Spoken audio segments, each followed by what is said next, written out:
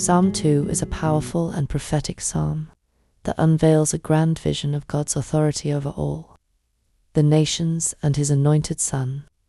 From the first verse, we're drawn into a dramatic scene.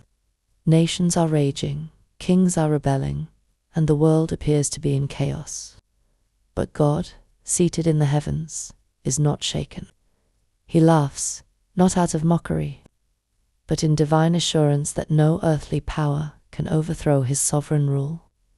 This psalm reminds us that, despite appearances, God is in control.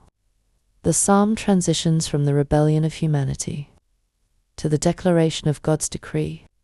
You are my son. Today I have become your father. Verse 7.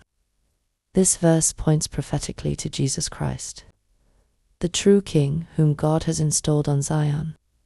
The nations are his inheritance. His reign will be righteous, just, and unshakable. But there is also a loving call at the end. Serve the Lord with fear. Kiss the Son.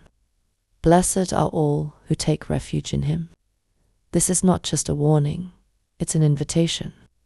Amid the instability of the world, God offers safety, peace, and true blessing for those who choose to take refuge in Christ. Why Psalm 2 matters today. God reigns over chaos.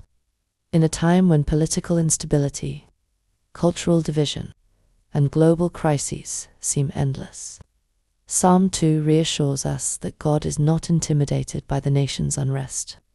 His plan is unfolding. Jesus is the true King. This psalm is one of the clearest Old Testament passages, pointing to the Messiah.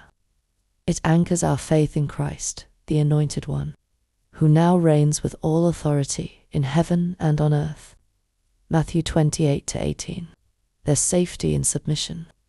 Rather than resisting God, Psalm 2 teaches us that surrender leads to blessing.